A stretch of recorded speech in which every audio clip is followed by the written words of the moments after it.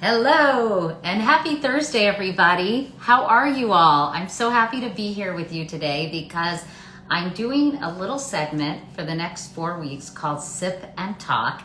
I've been working very closely with Jane Walker since their first woman campaign, which celebrated a year of women breaking boundaries. In 2020, by the way, did you know there were so many firsts for women? There was that first statue of female trailblazers in Central Park. It's on Poets Row and you all have to check it out. Also, the first woman to be named the CEO of a major bank, go Citibank, and needless to say, the first female vice president. So in keeping with the celebration and to properly honor Women's History Month, which is so great, and I think every month should be Women's History Month, I'm partnering again with my friends at Jane Walker by Johnny Walker to celebrate women. So as I mentioned, every Thursday, hi everybody, I'm going to be sitting down with another cool woman, and we've got another special treat because we're going to be talking to female mixologists every Thursday as well. So for those of you who know that I am on this 21-day reset, and I have stayed away, and I've been doing really well, by the way. I've stayed away from sugar, dairy, and wheat, and I've been eating very healthy, but I talked to Dr. Hyman, and he's gonna let me have everything in moderation, one cocktail once a week to celebrate these incredible women. Hi, is that Kay or Kathleen Foley? Hi, everybody. Anyway, I'm so glad you guys are with me because it's going to be a lot of fun and we're going to have really cool women every week. And my hope is that we are going to be able to inspire you all and inspire other young women to kind of hear how these women got to where they got to. And hopefully there'll be some important life lessons for everybody watching or for some young women you might know. Okay, so our first guest is Shannon Mustipher. Shannon is the first Black American mixologist to publish a cocktail recipe book in over a century, and she's also the recipient of the 2020 Tales of the Cocktail Pioneer Award. She's the founder of Women Who Tiki, which sounds a lot of fun. It's a community of female mixologists and tropical cocktail enthusiasts. Sign me up for that, preferably on a beach with a drink with a little umbrella. So I'm really excited. Shannon's gonna meet us and meet all of you and hang out with me for a few minutes and teach us how to make one of her signature cocktails, my one cocktail of the week. So Shannon, is Shannon there? Let's see if Shannon's here. She's from she's from Charleston rather. She went to RISD, which is so interesting, and while she was a barista, she decided she really fell in love with making cocktails. And I was surprised to learn that most mixologists these days are women, but they're not getting the plum jobs like a lot of the men are. So we're gonna cocktail with Shannon, and then we're gonna talk to a really exciting guest, Elaine Welteroth, who's super cool. You guys are gonna love Elaine if you don't know her already. She's really been a trailblazer in so many ways. Shannon, where are you? I think Shannon may still be making her cocktail, you guys. Hello, Shannon? Hey. Shannon, are you there? I'm here. How are Hi. you? I've overcome my tech challenges. So excited to meet you, as well as to kick off Women's History Month and all the good things with you. I'm so excited. How are you doing? I'm so excited to meet you, Shannon, because I know you live in Brooklyn, but you're from Charleston originally. I love your kind of story of how you became a mixologist, that you were at RISD, at the Rhode Island School of Design, and you decided, you know, I love art and I love painting, but you decided you wanted to become a mixologist instead. How did that happen? So the big picture behind that was I wanted to make my creativity and what I could contribute more accessible, right? And so art is a great nurturing experience, but there are numerous people and populations that don't have access to museums and galleries. And I was like, oh man, I just want to make sure that what I'm putting out there, people can get to a little easier, and drinks are very easy, right? Compared to that. So I still have so much love for the arts. right now I'm in the midst of redecorating an office, and I'm enamored, but I just wanted my work to be more accessible. And that's why I kind of went in the direction of hospitality, because anybody can go out to a restaurant, whereas depending where you are, going out to a gallery may not be an option. Well, I love the idea that a lot of women are getting into this, but I was saying before you jumped on, Shannon, that a lot of men are getting sort of, here, I'm just going to move this up a little bit. Yeah, there you go. A lot of men are getting kind of the better jobs. How are we going to help more women get in better positions in the whole field of mixology?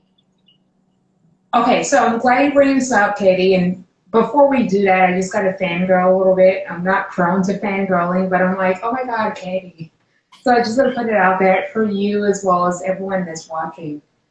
So what I would say in regards to women that want to really make an impact out there this month or going forward is that you got to tap into your inner power and realize that we have a uniqueness that's built into us by our creator, whoever you want to call that name, right? But you realize it's bigger than you, and that there's a reason you feel inspired or maybe agitated, but it's like there's a reason why you want to do what you want to do. And so I encourage every woman out there, every person out there to just pursue your goal, pursue your dream, and just go for it. Because you don't know, who's going to be touched by it.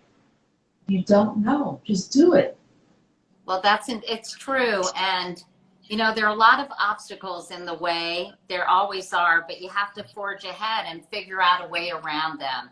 And, but we're going to have a cocktail because this is your specialty cocktail, I understand. Shannon, what is it called? And can you teach me how to make it? Yeah, so this cocktail is the Silky Smooth, and it's inspired by my experience of putting my first Mai Tai rendition on the menu at Gladys Caribbean, which is where I got started as a mixologist. And I was reticent at first because I didn't really know tiki. I didn't know if it was going to fit into the bar program, but people were like so into it. And it was also really good for me to learn about, tiki is not a taboo thing. It has a lot of good merits to it, and it's been very inspirational over the years to experiment with this classic, Trader Vic template. Oh yeah, my dad would always take us to Trader Vic's in Washington D.C. as kind of a rite of passage when we were young teenagers, and I remember getting a drink with a gardenia in it. It wasn't alcoholic at the time, but it was so special, So tell me, what do I do, Shannon? Okay, so what you're going to do is very simple here. So I'm doing a little bit of a riff, inspired in part by Jane Danger, who works with Pernod Ricard currently, but she was a program manager at Mother of Pearl. And basically put a different spin on tropical cocktails about 3 years ago, and is a total inspiration. So what you can do is start off with your citrus. Okay, so I want everybody to know at home that it's important to start with the sweet and the sour when you're building a cocktail, because that gives you an opportunity to make sure you got that right balance that you enjoy. Because once you get the liquor in there, it's too long, right? So we're going to start off with 3/4 ounce Of what? Fresh pressed lemon juice. Okay, got it. Is that this thing? I hope so. I don't know what it's in. But yeah, you want to start with the citrus juice first. And then in the case of what we're doing, it's a 3/4 ounce of syrup that's called orgeat. Orgeat is a nut-based syrup, so originally almond. That may not be for everybody. You can do macadamia, you can kind of twist it up a little bit. But the whole idea is that that nut element gives you that body and viscosity to kind of like create the longevity for the drink as a whole. So I'm going to add 3/4 ounce. Okay. To the original template. And then to make it more fun for us tonight, I'm adding Dawn's Mix. So Dawn's Mix is, it's basically a compound syrup. It is grapefruit juice combined with cinnamon syrup. I hope And I'm using the right one. I think you got that sent to you. I'm doing it a little more like, on the original template, but the whole I'm idea not is hearing that, you. Hold on. oh, Can can you hear everybody? me Oh, now? there you go. Okay. Awesome. Okay, so Okay. orange mix is like a compound syrup where you take a citrus and honey and spices. In this case, there's cinnamon as well as cloves that go into that honey syrup, and then you compound it with grapefruit juice, which gives that acidity to kind of brighten up those elements that you'll find in the spices. So Okay. I'm going to add an ounce and a half. Smells delicious. It's good. It's so fun. And this smells very, very spicy, like clovey. Like it Well, has that's what clove. we did. Well, some people have a little kind of shy away from charcoal cocktails being it's going to be too sweet, but those elements that you picked out kind of tone it down a little bit so it's easier to take. Okay, and by the way, someone's asking me. I said I'm having one cocktail a week for Women's History Month, everybody. But keep on going with what you're doing, and just enjoy this because it's such a treat. And this is a pretty light, fresh cocktail, isn't it? Yeah, that's the idea. I don't like sweet drinks. They're kind of like off limits things for me. I'm a wine girl. I like things really dry. Yeah. I was a whiskey fanatic prior to getting into the rum and tiki space. In fact, one of my favorite birthdays, when maybe I wasn't legal, was Yeah. John Walker Blue. So that being said, the last step is an ounce and a half of Jane Walker.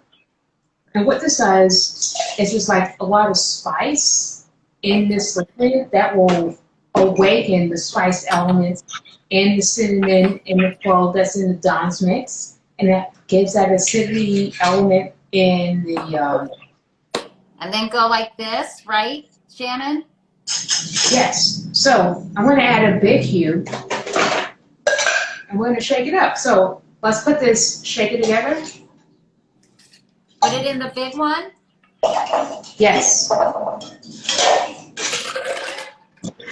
So,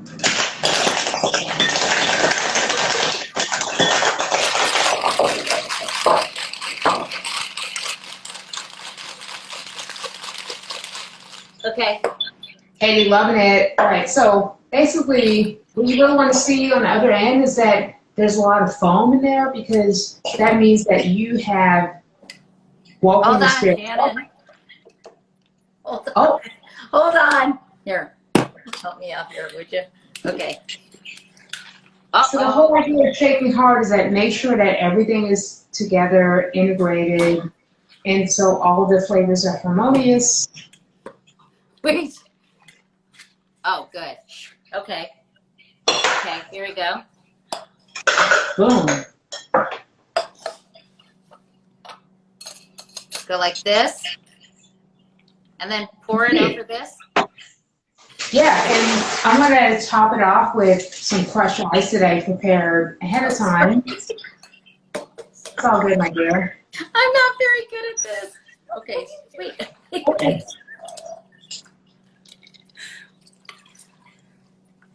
And put some ice. Yeah, so I had some ice that I put together a little bit beforehand. That's so pretty. Okay, and then put some mint. Yeah. The whole idea is that we want everything to be as cold as possible, so I'm going to grab some mint to add some aroma to this experience that we have.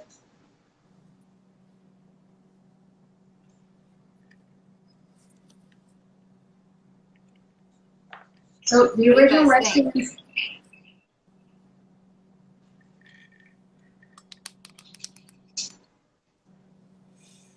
And I have one of these. Yo, I totally did not get my orchid delivery, so I'm gonna Well, have to make these are something. pansies, but look how pretty that drink is, everybody. It's beautiful. All right, cheers, Shannon. Eddie, thank you so much. Here's to Lady Mixologist. You go. Hi, Marshall Pike. Anyway, cheers. Thank you so much, Shannon. So nice to meet you. I hope I get to meet you one of these days in person. Never say never, and I Okay. really appreciate you. Thank you, and enjoy the rest of the stream. I'll be watching. And happy Women's History Month. Let's keep making history, Shannon. That's the plan.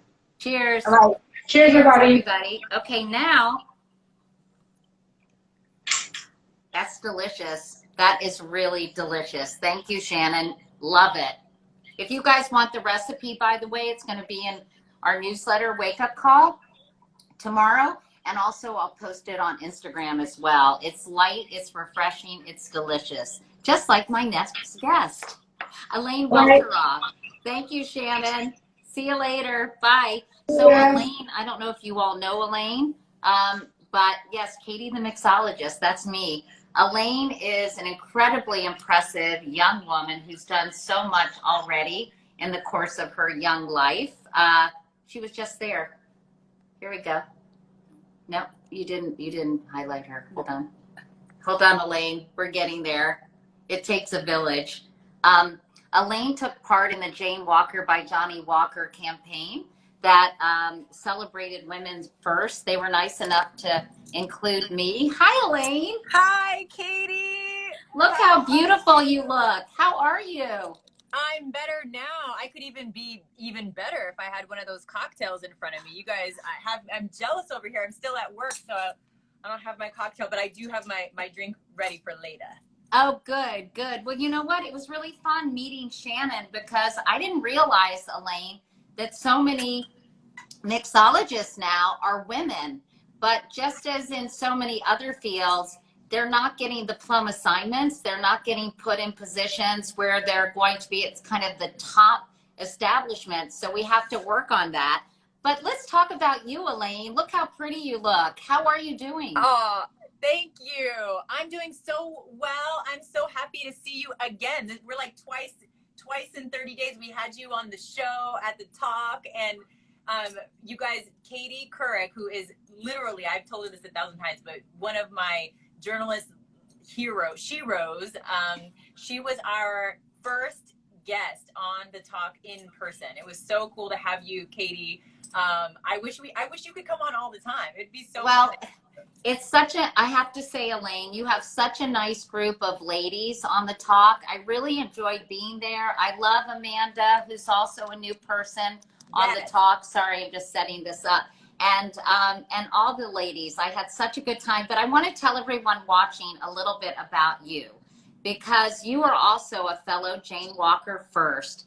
Elaine Welteroth was the first Black beauty director in Condé Nast history. She's continued to break boundaries. She's a New York Times best-selling journalist. We're going to talk to her about, author rather. I'm going to talk to her about her book. She's an award-winning journalist, former editor-in-chief of Teen Vogue at a very young age. She is one of the co-hosts of the talk, as you all heard. So she has done a ton of things in her young life, including getting married over the summer. And I'm going to show some pictures of that in a moment, because I loved your doorstep, your doorstep wedding, which was so awesome. And you guys look so amazing. But tell me a little, well, actually, tell me, you've been keeping so busy during quarantine. What you've been doing everything, Elaine. Just run us down a typical day in the life of Elaine Welteroth.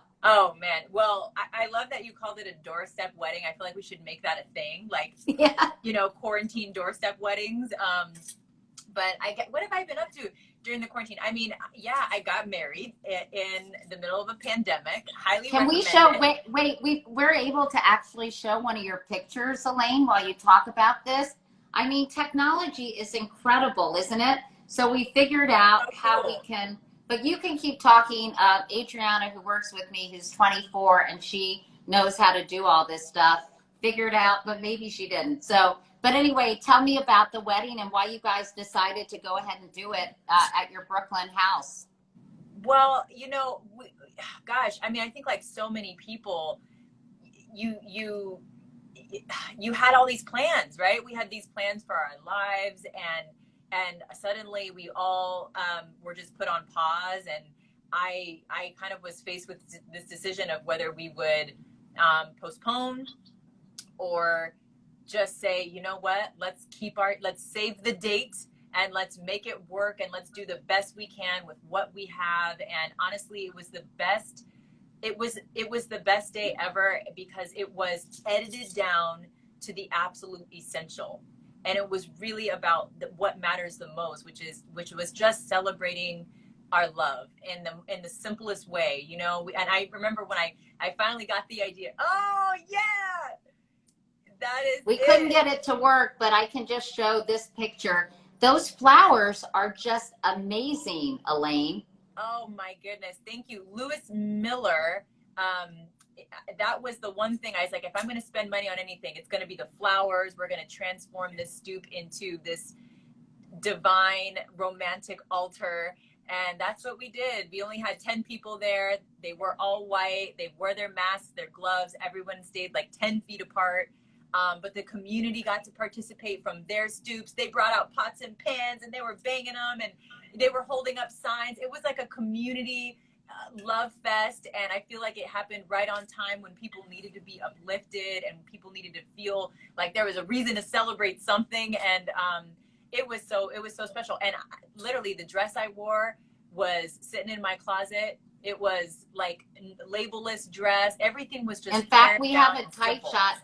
I think this is the most beautiful picture. I mean, they're all spectacular, but there's one where you look absolutely radiant. No, I want the one where it's kind of close. Oh, they're so funny. The tight shot of Elaine. Oh, here it is. I think this is such a beautiful picture, everybody. Look at that. Is that not gorgeous? Aww.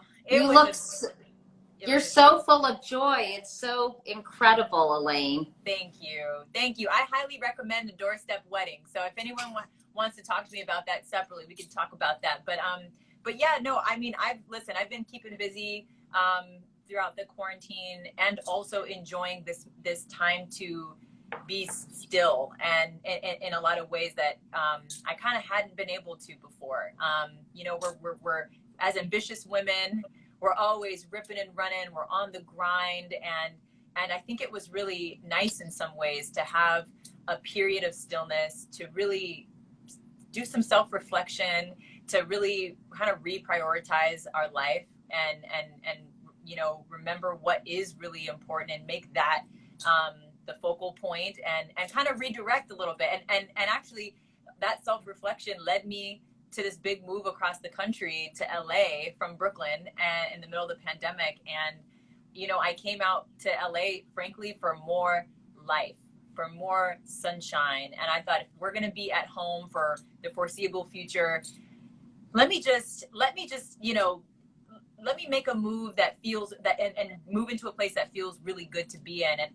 And then I got this job, and it came out of nowhere, and the rest is history. I've joined the ladies of the talk, and it's been one of those divine assignments that I never saw coming, but it feels really like such a blessing to have a platform like this one, especially in a moment like this, where there's so much happening in the world every single day that we all just need someone to process it with, you know. Definitely. And I love, and you guys have real conversations about important things, which is so nice. But one thing I really enjoy about the talk is it's a very civilized conversation. There's a lot of mutual respect. You guys aren't at each other. It doesn't, you know, it's kind of not that engagement through enragement, and it's not, it's not kind of, people don't seem as angry. And I like the idea of actually really being able to express yourself and learn together, because I think we're so like this in today's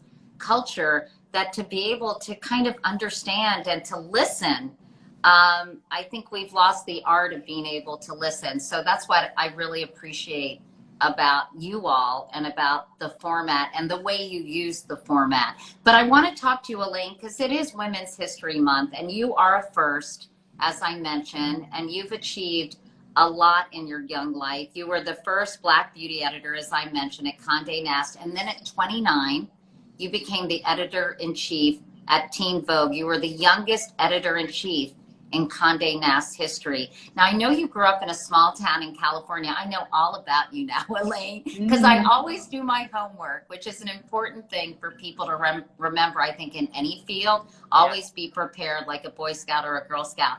But did you always know that you wanted to be in the magazine business? Oh, it's a good question. I don't think I ever thought it was possible for someone like me to be in the magazine business, coming from small town, and I didn't really know anyone who had, you know, a big job or who had moved to New York City. So I just didn't even know it was within the realm of possibility, frankly, until right before I graduated from college. I kind of went on this quest to figure out what on earth am I on earth for, and I did a lot of soul searching and a lot of searching for women, frankly, that I could see myself in. And I was lucky enough to come across this woman named Harriet Cole, whose work just like jumped out at me, and I had this like audible, I don't know if it was from God or from who, but I had this audible sort of invitation to reach out. Tell us, I think, for people who aren't familiar, because it would be fun to have you and Harriet Cole, because I actually wanted to get you all together. Yeah. Tell us about Harriet and what she did that so inspired you, because I was going to ask you, who are some of the women who've inspired you and opened doors for you to get you where you are now? Yeah, well, listen, Harriet Cole is she's my mentor, my first boss. She is really the reason that I even got my foot in the door. And really, she was, I like to describe her as a multi-hyphenate before what that was even a thing, you know. Yeah. This is before the age of, you know, Instagram. You know, she was this kind of this really multifaceted media professional. She had built up this incredible career as a magazine editor, starting in fashion, and then she kind of branched out and she wrote multiple best-selling books. She had a syndicated radio show, which would be like akin to a podcast right now, and a really successful one. She was on the Today Show regularly. She was doing all the things, and she had really carved out this intersection for herself in the media that where she was allowed to just be herself. And you know, she kind of sat at the intersection of Black culture, fashion, and spirituality. And I just didn't even know that you could do that. I didn't know, especially as a Black woman, that you could do that. And so I was just so enamored by her career, and her career became the blueprint for my career. And so I just cold called her. I stalked her down, and, you know, eventually she made time for me, 15 minutes on her schedule for an informational interview, turned into 45 minutes of this incredible conversation.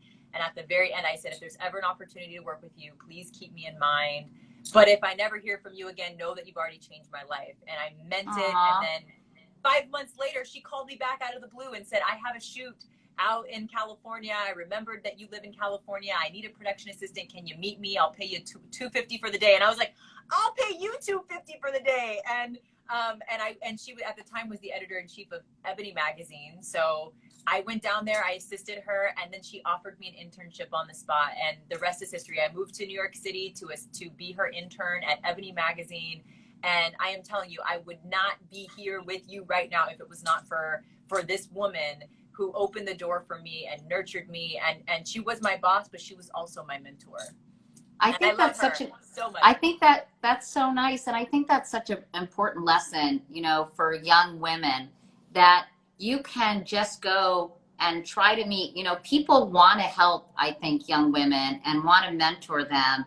And if you reach out just for that informational interview, say, I just want to say hello, I'll pick your brain for 15 minutes. If you're persistent, people do make time for you. You know, my assistant and researcher for my book, my memoir, reached out to me because she was writing her college thesis about me.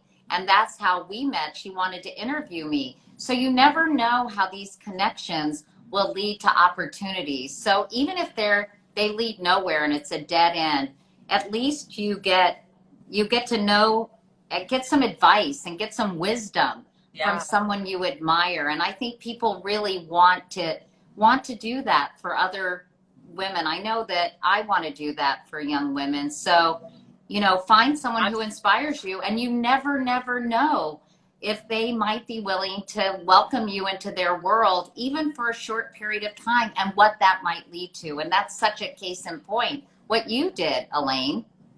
And what she did. I mean, yeah, I definitely had to have the courage to follow that little voice inside that said, reach out to this woman.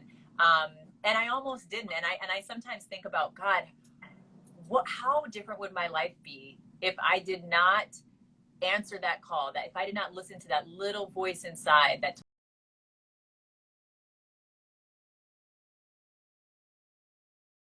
would be here right now, So I think it's a testament to listening, following that voice, and having the courage to make the first step, make the first move.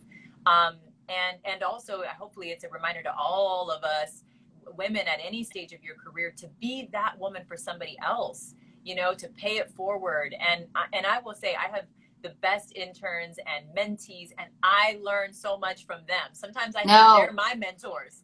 It's true. I thought I had created this term, reverse mentors, but exactly, it's not reverse mentors. It's Warren Buffett came up with that term. So I can't take credit for it, but I learned so much from young people, particularly as the technology changes, as, things develop. I've learned so much from just listening to my daughters, because there has been so much cultural change, Elaine, in the 40 years I've been in the business of media and storytelling. And one of the things I wanted to ask you is, when you became the editor-in-chief of Teen Vogue, you really you changed the aperture, if you will, of what was focused on in that magazine. It might have been known as being a little more frivolous, and you really you became a thought leader in that space, talking about things like cultural appropriation and trying to explain those these new terms to people who wanted to learn but might not be familiar with that. And all these cultural seismic shifts, I think you helped explore them. And did you get any pushback for doing that, or why were you so fearless, or how did you summon the courage to kind of say, I want to change this magazine. I want it to be about real things that really matter. And what was the motivation for that? That was the world's longest question, but you know what I'm getting at. No, I appreciate it. And actually that topic, cultural appropriation, which we definitely covered a lot at Teen Vogue, is what connected us for the first time in person. You were doing that amazing mini series exploring these sort of hot button issues that people tend to shy away from, or that if you do engage, tends to tear people apart.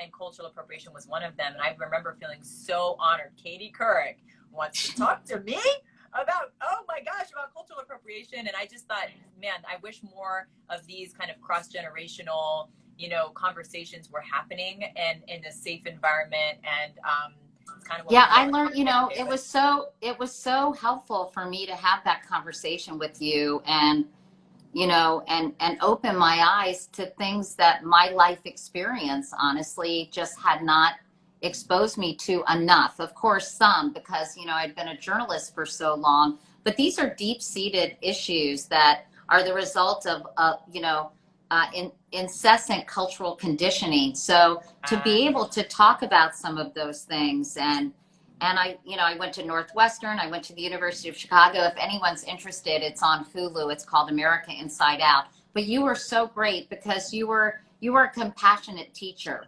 And I think that's what we sometimes need, compassionate teachers, because instead of sort of judgmental ones that can help people along. And that was really the purpose of that whole series, to really give people the information they needed to be informed enough to really, see issues from a different perspective.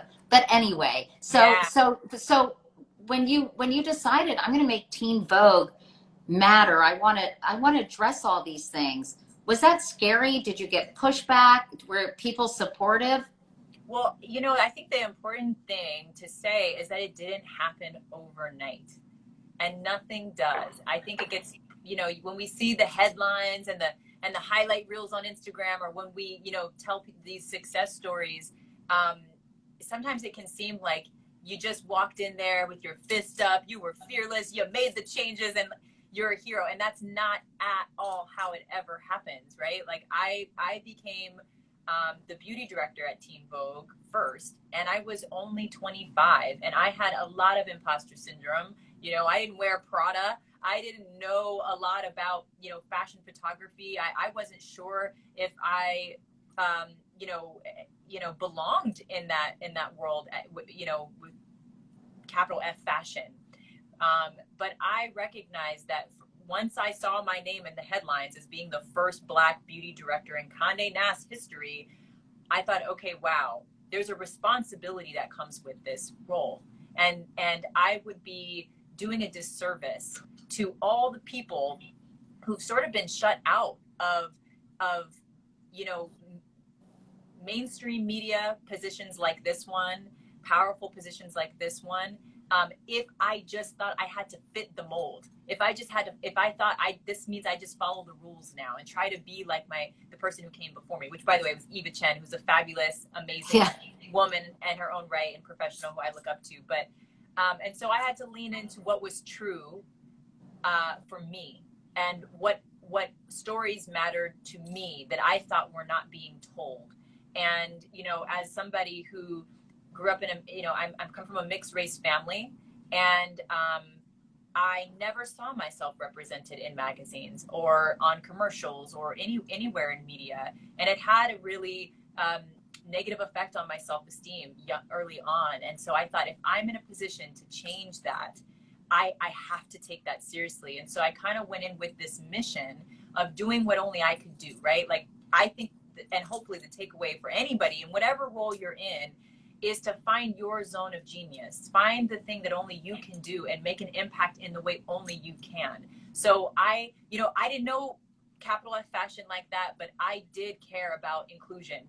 And I thought, beauty can be a really powerful vehicle to talk about and to celebrate diversity. And we can through that lens, we can explore conversations like cultural appropriation, and actually beauty is very political, and hairstyles can be very political, and there's a lot more to talk about with beauty than just the frivolous superficial stuff. And so I really went in with that mission. But as the years went on, I felt like I was able to start to find my voice and build my tribe within the company. And by the time I was, appointed editor-in-chief, we were already working behind the scenes to kind of change the direction of the magazine, and I should say the brand, because the digital presence became so important. And we tested out a lot of different directions on social, on online and on social. And I felt like, I don't even deserve all the credit in terms of turning around Teen Vogue. What I did was what any editor should do, is I was listening to our audience. I was studying them and what they cared about. And I was learning from them. I learned about intersectional feminism on Tumblr because of reading about what Gen Z was talking about, and cultural appropriation. I've also been educated by Gen Z. So I felt like Teen Vogue became and needed to really be a mirror and a platform that amplified the voices of this generation and the conversations that they are having, which span far beyond fashion and beauty and Justin Bieber and like entertainment, celebrity. We can care about that, and no one's shaming that at all. But I think what I wanted to do was create an intersectional platform where you could be all the things you are. You could care about all the things, and there's a home for you. You don't have to choose whether you're going to be smart or stylish, or whether you're into fashion or politics. You can be into both. And I really wanted to carve out a space for I wanted to carve out space for just how smart and multifaceted and dynamic and forward thinking this generation of young people really are. And that's really the legacy of that Teen Vogue turnaround. And I just want to salute them there, because they're still doing that work. And, you know, the editor-in-chief who came after me was also a young Black woman, Lindsay Peoples-Wagner. She was actually even younger than me when I got that job. And so that is what makes me proud. It's like, when I got that job, yeah, you know, it's uncomfortable being the agitator. You know, it's uncomfortable changing the status quo. It's not easy, but you know, the reason that you're doing that work isn't even for you. It's for who comes next. Right. It's to open that door and create and make sure that door is as wide as it can possibly be for someone else to come in and take the baton and run it even farther than you could, you know? I have a friend who used to say, when you're a trailblazer, you know, it's easy to get burned. And it's true, because when you are a disruptor, you're upending the status quo. It's sometimes not easy. I'm talking a lot about that in my own memoir that I'm writing. And you can't necessarily see it when you're in the moment. But then when you kind of think back and sort of what happened and why, you realize that people, there's a lot of people who want to maintain the status quo, who That's will right. push against anyone who is trying to shift it. And you know, I know that that's what you write a lot about in your book. It's called More Than Enough: Claiming Space for Who You Are, No Matter What They Say, which is very apropos of our conversation. Someone was just saying that they got theirs in the mail today, their book in the mail. So yay. It's a New York Times. It's not only a New York Times bestseller, but you also won the NAACP Image Award for Outstanding Literary Work. So congratulations for that, Elaine. And I know that you really wanted to give young women a blueprint for you know, paving their own path and getting learning the lessons that you learned during your career, at least so far. Yeah, you know, I really relate to what you were saying earlier about kind of the role of a trailblazer. And I felt very uncomfortable with that term being used to describe me. And I thought, God, if I'm a trailblazer, then my job is to leave signposts along the way that make it easier and less daunting and less scary for the next woman or Black woman who's coming up beside me, behind me. You know, like that. If I'm not doing that, I didn't earn that title. You know what I mean? And I still don't know if I'm comfortable with it, but I did feel, you know, one of the things that you said was that you know, we don't talk a lot about the honest experience of what it is to be a change maker and to be an agitator. There's a lot of resistance that you come up against, and I think we're in a day and age right now, especially it's Women's History Month. We are all about, you know, celebrating women publicly and, you know, women's empowerment, rah rah. But rarely do we create safe spaces to talk about, you know, the cuts and the bruises that come with breaking through the glass ceiling.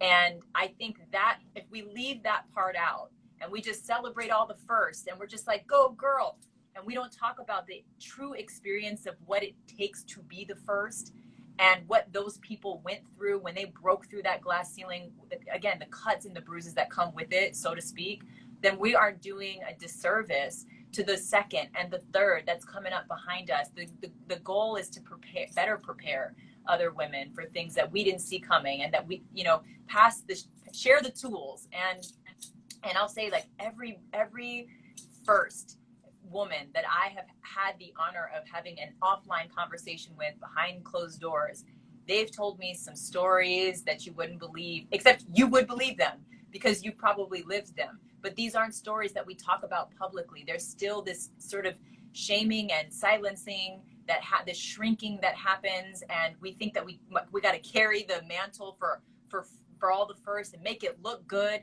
even when we're hurting, even when things happen that were not fair.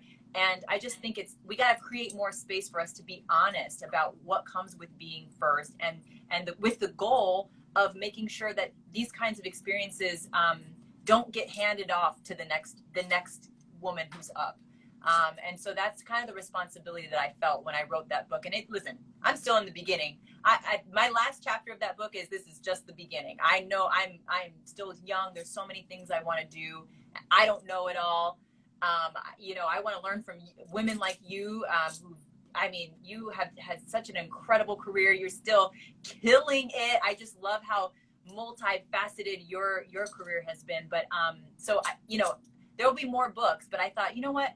Why do we as women feel like our stories don't matter until it's the end of our story, end of our days? Like, why do we feel like we have to be like, in our 80s before we can tell our story and feel like it's significant enough? So I pushed back all of that fear and that doubt, and I said, you know what?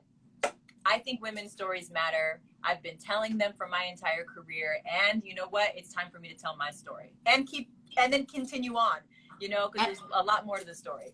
And I think a lot of things have changed, and I'm curious if you think they have. I feel like the confluence of Black Lives Matter, Me Too, Time's Up, this recognition that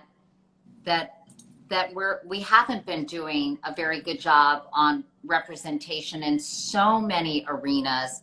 I sense and feel, and personally, I believe I've witnessed a real sea change in how we are making the world more inclusive, welcoming more points of view. Not enough. We have still a lot of work to do. But I feel like, Elaine, the dam has started to burst. And I'm curious if you feel that too. I do think things are changing for the better. I do think that there are sort of, as I fall off my chair, I do think things are changing. I think that there are conversations that are long overdue that are finally being had. I think, diversity and inclusion is, becoming a priority in a lot of spaces when it just frankly wasn't. But, I also think there's a lot of lip service, and there's also a lot of people who just don't want to be called out for not doing the right thing or saying the wrong thing. And so there's a lot of fear and shaming. But you know what? I sort of feel like, I know maybe this is the wrong attitude. And by the way, I'm not drinking out of this. People think I'm just like, hey, how you doing? I made a cocktail with Shannon, the mixologist, it's a a little while ago. at Katie's. It's so pretty, by the way. But part of me is like, if shame is a good way to force people to make change, then then that's okay. Like, fearing embarrassment, fearing being made to look bad, like, if that gets the job done, then maybe that's, a certain entree to expand the playing field. So I know what you mean, Elaine, but I also think that can be a really powerful and effective vehicle for change. Shame. I hate to say that. Is that a weird thing to say? No, I think it's the right thing for you to say. And just to be clear, I wasn't saying there was anything wrong with people being shamed or feeling shame. I think that what's happening is that people don't want to be shamed.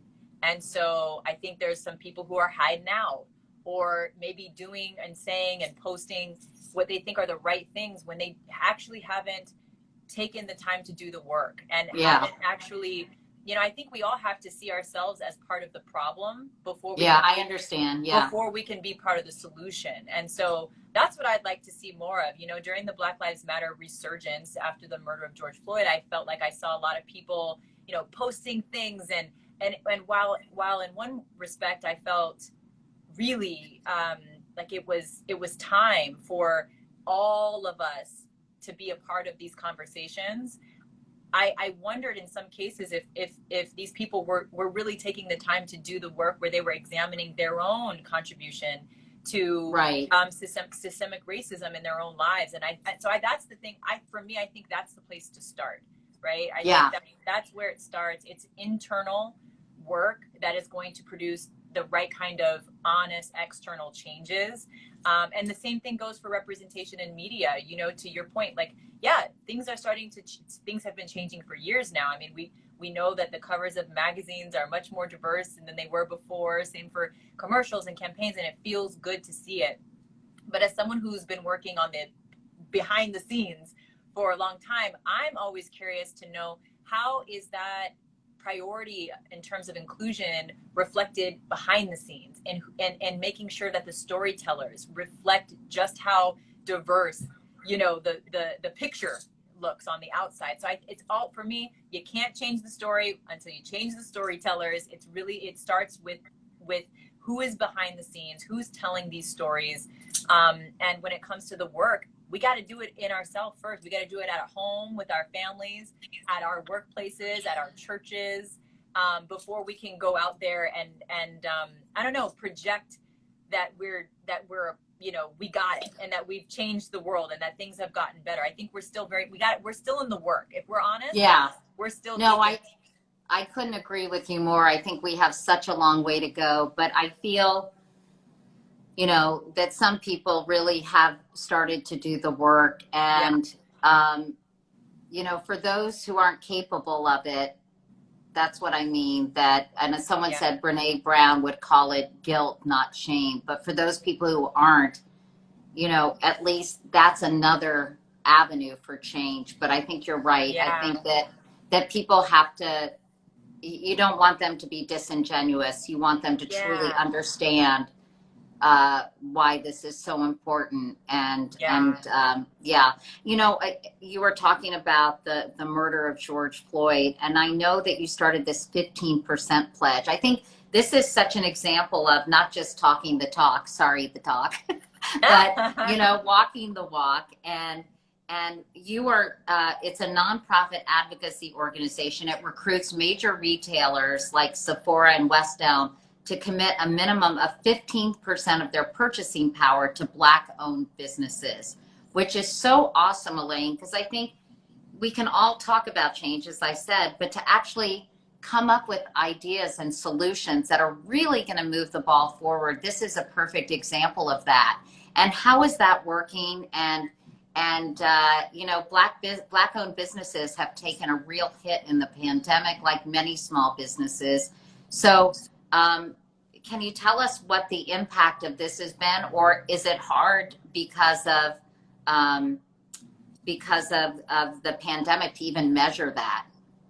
Well, I first want to give credit to Aurora James, who, you know, a lot of us were feeling, gosh, so bogged down in our own sadness and devastation, you know, after the murder of George Floyd. And I think at the same time, a lot of people wanted to take action. They wanted to do something, but there wasn't this like singular call to action. And so Aurora James, who is a small business owner, a Black woman, very successful fashion designer, said, I'm going to start with my industry, the industry I know, and I'm going to erect a solution.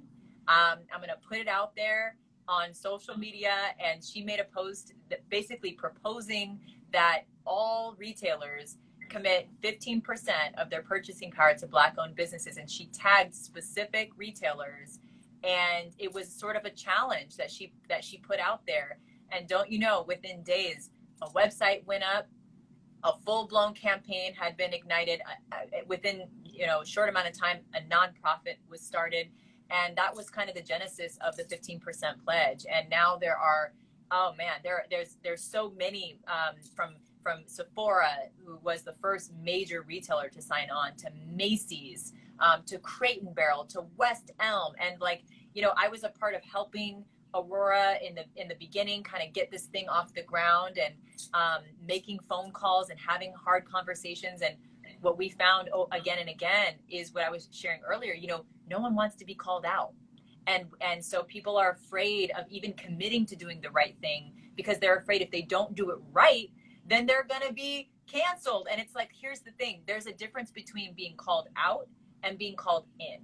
And the goal of the 15% pledge was to call in these powerful players that really have an opportunity to change, you know, to dismantle systemic racism in this particular way. And we are presenting a solution. All you got to do is say yes. You believe That is awesome, right? And the thing is, it doesn't happen overnight. Like you can't say if you do the inventory, right, and you're like at like 1% of your inventory is what 1% of your purchasing power goes to Black-owned businesses. To say that you're going to commit to 15 can seem daunting, overwhelming, like impossible. But for us, it was more about saying that you are committing to this new standard, that we are resurrecting, we are erecting a new standard, a measurable metric, that you are now going to make this, arriving at this metric, a priority, and then you commit to it and you make a plan, and we do check-ins and accountability checks, and I think that spirit is what invited a lot of people to the table that might have been too afraid to commit prior to. And I haven't, I want to give all credit to Aurora, because she is running that organization since I moved and started the talk. I've taken a step back from the day-to-day grind of it, but they're doing incredible work. And I just hope that anyone listening, you can erect a solution to a problem that you see, and you can generate energy around that and buy-in around that.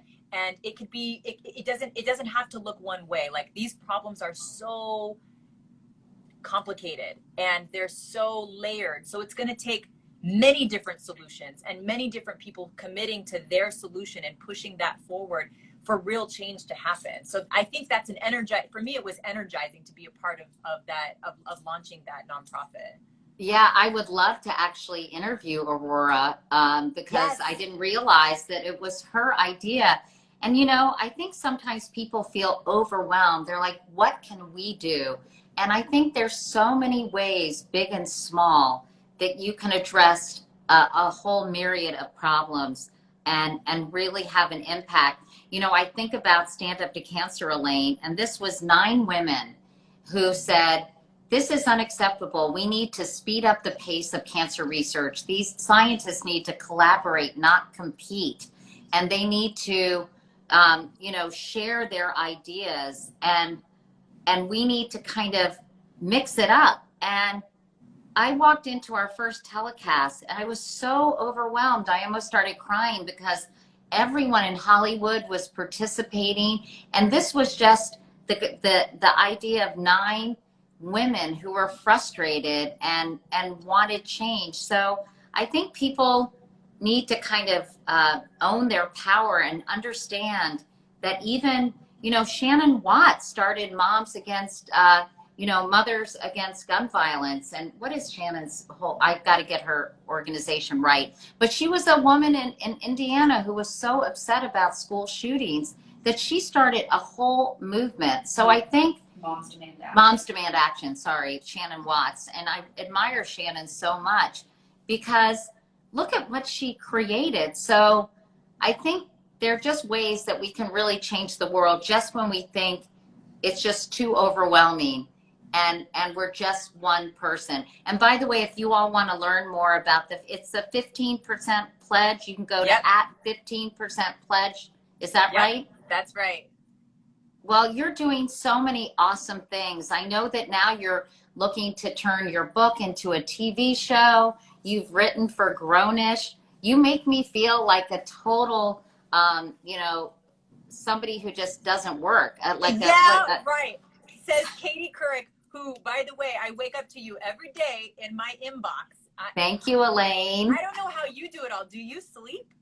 Well, no, and I have an incredible team of mostly young women working really hard. I'm giving them opportunities to learn and grow and find out who they want to become and figure out what they're passionate about. So I have, it takes a village, as Hillary Clinton said. So I have a lot of incredible people working on Wake Up Call, which is my daily newsletter, everybody. I'd love for you to sign up. What I love about it is, I did mass media, which is increasingly an oxymoron in this fragmented media environment.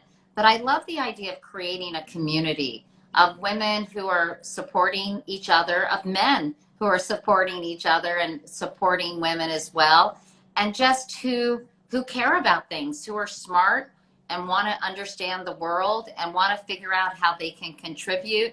So it's been really, really gratifying for me to step out of the kind of more traditional media space that is still run predominantly, I hate to say it, by white guys who are making decisions based on all sorts of weird shit. So I love the fact that I'm able to be independent, and I can do things that I want to do, and I don't have to play the politics that are so prevalent in media organizations. It's exhausting and so such a waste of time, honestly.